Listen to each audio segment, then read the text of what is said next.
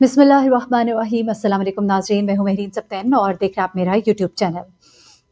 नाज़रीन, अमीर बलाज केस में हर रोज़ एक नई डेवलपमेंट हो रही है और इस वक्त की जो सबसे बड़ी डेवलपमेंट है वो एक तो जीआईटी के सरबराह आफताब उलमा है, उनका इंटरव्यू है जिसमें उन्होंने बहुत सी आप कह लीजिए कंट्रोवर्सीज थी उनको क्लियर किया है, बहुत से गलत खबरें जो फैलाई जा रही हैं उनको क्लियर किया और मैं समझती हूँ बहुत ही अच्छा है, क्योंकि मैं आपसे अपनी गुज़िश्ता वीडियो में भी यही बात कर रही थी कि हम खुद ज़राए से जब बातें मालूम कर रहे हैं तो वो ज़राए जो कि पुलिस के साथ बहुत कनेक्टेड हैं वो बहुत कम इन्फॉर्मेशन दे रहे हैं, लेकिन अभी तक मैंने ये नोट किया कि उन ज़राए ने जो हमें खबर दी वो अभी तक की करेक्ट खबर थी, और जो दूसरे ज़राए थे उनसे जब खबरें जो निकली उनमें से कई खबरें जो हैं अब वो स्ट्राइक बैक हो रही हैं, वो दुरुस्त नहीं साबित हो रही हैं। तो अब हम इस नतीजे पर पहुंचे हैं कि जिस ज़राए से हम पहले खबरें ले रहे थे वही ज़राए जो है वो ठीक है। कुछ चीज़ें हैं मिसकंसेप्शन, जिनको क्लियर किया गया, कुछ चीज़ों पर पर्दा डाला गया, नो कमेंट्स के दायरे में रहा गया। उसके अलावा कुछ चीज़ें जो हमें अब पता लग रही हैं जो कि बड़ी क्लियर है, और उसके अलावा अमीर बालाज की फैमिली जो है उनका इस तमाम में क्या कहना है वो भी आपके सामने आज मैं रखूंगी। बड़ा ही एक्सक्लूसिव ये व्लॉग है, इसको ज़रूर देखिएगा आखिर तक। सबसे पहले तो मैंने, जैसे कि आपको याद होगा कि एहसन शाह से हम शुरू कर लेते हैं। एहसन शाह के बारे में क्या खबर है मेरे पास जनाब। एहसन शाह के बारे में मैंने आपको 2-3 बातें की थी, अपने पिछले व्लॉग में भी क्लियर किया था। मैंने कहा था कि एहसन शाह की बीवी के बारे में जो बातें की जा रही है वो हमारी कोई ना राय है ना हमारी खबर है, बल्कि वो शाहिद चौधरी नाम है जो रिपोर्टर हैं, जर्नलिस्ट हैं, उन्होंने कुछ चीज़ें शेयर की हैं और उनके मुताबिक उनकी खबर जो है वो बहुत ही मुस्तनद ज़राए से है, तो मैंने आपके साथ शेयर ज़रूर की। लेकिन साथ ही मैंने आपसे ये भी कहा कि ये चीज़ें अभी तक पुलिस ज़राए से कंफर्म नहीं हो रही है। अलबत्ता अमीर बालाज ने पैसे लिए ज़रूर हैं, पुलिस इसके ऊपर नो कमेंट कह रही है। पुलिस का ये कहना है कि ये पैसे जो है ये रिकवरी में कहाँ तक पहुंचे हैं, नहीं पहुंचे हैं, किसके अकाउंट से मिले। हमें ये मालूम हुआ है कि ये पैसे जो है अमीर बालाज सॉरी एहसन शाह की वाइफ के अकाउंट में आए हैं, लेकिन पुलिस ने इस पर नो कमेंट रखा। हमें इत्तला ये भी मिली है कि एहसन शाह की वाइफ जो है वो एक तरह से अरेस्टेड ही है, यानी कि उन ज़ेर हिरासत है, उनसे सवाल जवाब किए जा रहे हैं, लेकिन पुलिस जो है इसके ऊपर खुलकर कोई बात नहीं कर रही है। आने वाले वक्त में ये भी पता लग जाएगा। फिर आपको याद होगा मैंने आपको अपनी गुज़िश्ता वीडियो में, बल्कि गुज़िश्ता से व्यवस्था जो वीडियो थी उसमें मैंने आपको ये बताया था, गुज़िश्ता से जो पिछली वाली वीडियो थी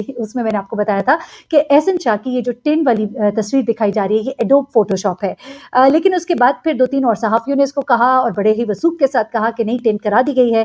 फिर एक ये बात पता लगती है कि अमीर बालाज के भाई और कुछ लोगों की मुलाकात हुई है एहसन शाह के साथ। वो मुलाकात तो बिल्कुल दुरुस्त है, लेकिन टिन वाली बात जो है उसके ऊपर जीआईटी के जो सरबराह हैं वो कहते हैं कि बिल्कुल गलत बात है, ऐसा नहीं हो सकता, ये बड़ा ही इमोरल है, ऐसा पुलिस नहीं कर सकती है। तो हम उनकी बात को अहमियत देंगे और जो वो बता रहे हैं हम उसी को सच मानेंगे और हम यही समझेंगे कि उसकी टिन नहीं कराएगी। वैसे मैंने भी आपको बताया था कि तस्वीर देखकर मुझे ऐसा लगता है कि ये कोई एडोब फोटोशॉप का कोई काम है, कोई एडिटिंग की गई है और कुछ ऐसे लग रहा है, और ऐसा करना बहुत ही आसान है, it's very common, it's not difficult at all. अच्छा, अगली चीज़ की तरफ आते हैं जनाब। ये तो एहसन शाह की बात होगी। उसके बाद गोगी भट्ट के बारे में आपको बता दूं, उसके बाद फिर कुछ बहुत ही अहम इन्फॉर्मेशन आपके साथ शेयर करनी है जनाब। गोगी भट्ट क्लियर, जी हाँ, गोगी भट्ट जो है वो क्लियर है। किस तरह से हमारे ज़रा ये बता रहे हैं कि गोगी भट्ट जो है, मैंने आपको याद होगा कि अपनी एक वीडियो में आपको ये बताया था कि गोगी भट्ट ने खुद गिरफ्तारी दे दी है, यानी कि खुद जाके थाने में पेश हुए और कहा कि आपने जो भी करना है कराना है कर लीजिए, मैं आपकी इत्तला में रहूंगा, बेशक उन्हें थाने में ना रखा जाए लेकिन आप मुझे हाउस अरेस्ट भी कर सकते हैं और आप मेरे बारे में जो भी चाहेंगे, जब भी चाहेंगे मुझे बुलाएंगे, मैं आपके पास हाजिर हो जाऊंगा। क्योंकि जो ताने बाने सारे जाके तीफी भट्ट के साथ जुड़े हैं और अब बाकायदा तौर पर डिक्लेयर कर दिया गया है कि तीफी भट्ट जो है वो ही असल मुलजिम है, और गोगी भट्ट को इस बात पर पूरा यकीन है कि ताने बाने सारे जाकर तीफी भट्ट के साथ मिलते हैं तो उन्हें कुछ नहीं कहा जाएगा। लेकिन चूंकि नामों में उनका नाम भी आता था, दुश्मनी में उनका नाम भी आता था, तो बहुत ज्यादा वो एक तरह से हिट लिस्ट में थे, आप कह लीजिए, या कह लीजिए कि वो उनके ऊपर बहुत ज्यादा शक्कों को शुबहात थे। अब लोग जरा ये भी कहते हैं, रिपोर्टर्स ये भी कहते हैं कि चूंकि काम किया ही इस तरह प्लानिंग से गया है कि मारने वाला जो है उसके कनेक्शन सारे तीफी भट्ट से जुड़े और गोगी भट्ट जो है यहाँ पर रहकर बिल्कुल क्लीन चिट उन्हें मिल जाए, तो फिर तीफी भट्ट जहाँ पर भी होंगे तो उनको फैसिलिटेट करते रहेंगे, उनके आराम और आसाइश का ख्याल जो है गोगी भट्ट रखते रहेंगे। ये सब कहना है वो लोग जो जराइम की दुनिया को बड़े करीब से देखते हैं और जो जानते हैं इस तरह के मामला को चलाने वाले। जब दो लोग होते हैं, जब कोई एक ग्रुप होता है तो एक को बिल्कुल क्लीन चिट मिल जाती है, दूसरा जब भाग जाता है तो उसकी तमाम ज़रूरियात और उसके तमाम जो कनेक्शंस हैं वो इधर ही आके मिल रहे होते हैं और एक दूसरे को फैसिलिटेट किया जा रहा है। तो फिर यहाँ पे तो रिश्तेदारी भी है, तो ये कहा जा रहा है क्राइम रिपोर्टर्स की तरफ से। एनीवे, गोगी भट्ट का चूंकि इस पूरे मामले में कोई भी सबूत उनके खिलाफ नहीं जा रहा है, कोई कनेक्शन उनसे जाता नहीं मिल रहा है, तो ऐसे में उन्हें क्लीन चिट मिल जाएगी ये कहा जा रहा है, इसलिए उनको कोई इसमें कबाहत नहीं है और उनके वेयर अबाउट्स जो है पुलिस को पता है, लेकिन पुलिस इसको अभी डिक्लेयर नहीं कर रही है, ये हमारे जराये का कहना है। अलबत्ता उन्हें गिरफ्तार जो है वो अभी नहीं किया गया है।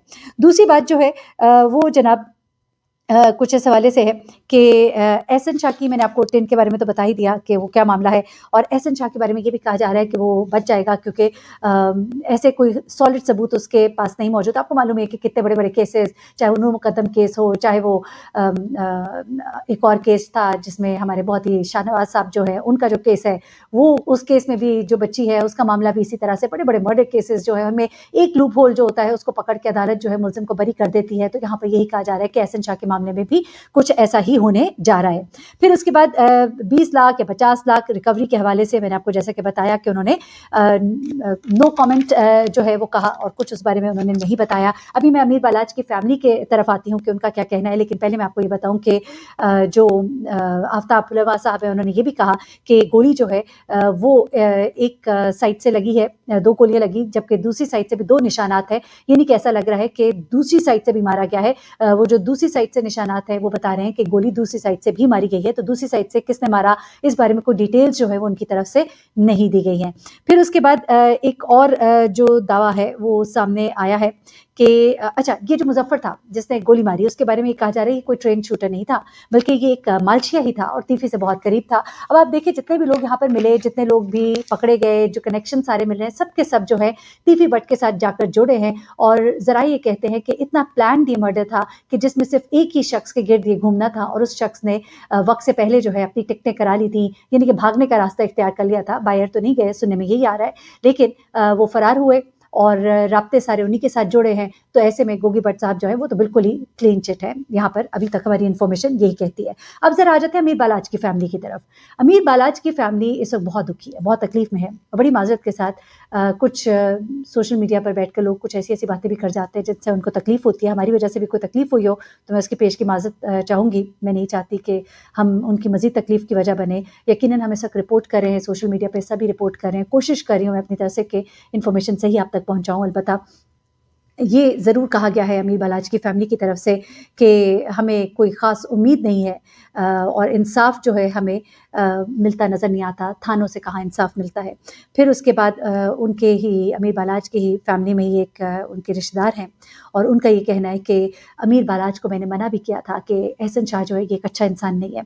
एहसन शाह जो है ये तुम्हारा नाम गलत इस्तेमाल करता है, तुम्हारे गार्ड्स इस्तेमाल करता है, गुंडागर्दी के कामों में तुम्हें इस्तेमाल करता है, तुम्हारे नाम को, तुम्हारी शोहरत को भी दागदार कर रहा है। ना सिर्फ ये बल्कि साथ ही साथ वो तुम्हें कहीं न कहीं नुकसान पहुँचाएगा, और आने वाले वक़्त में तुम्हारे लिए खतरा बन सकता है। ये सब कुछ हम उसे समझाते रहते हैं। फिर उसके बाद उनका ये कहना है कि कुछ अरसे के लिए अमीर बालाज ने एहसन शाह के साथ ताल्लुकात अपने ख़त्म कर लिए थे, मिलना-जुलना कम कर दिया था, लेकिन उसके बाद एहसन शाह ने खुद अपनी जगह जो है दोबारा से बनानी शुरू की, और जिस तरह बीच में घुसता चला आया और उसके बाद दोबारा से आना-जाना उसका शुरू हो गया। लेकिन वो कहते हैं कि हम हमेशा से उसको नापसंद करते थे, और वो अमीर बालाज को इस्तेमाल कर रहा था, ये सबको नज़र आ रहा था। अगर नहीं नज़र आ रहा था तो अमीर बालाज को शायद ठीक से नज़र नहीं आ रहा था। फिर उसके बाद उन्होंने ये भी कहा कि ये एक लालची इंसान था।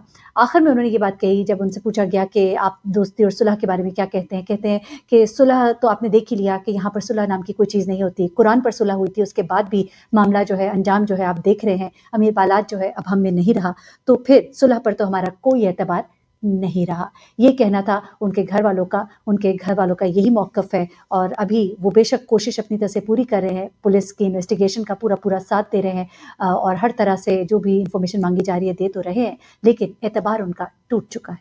अपना बहुत ख्याल रखिएगा, दुआ में याद रखिएगा। अल्लाह हाफ़िज़।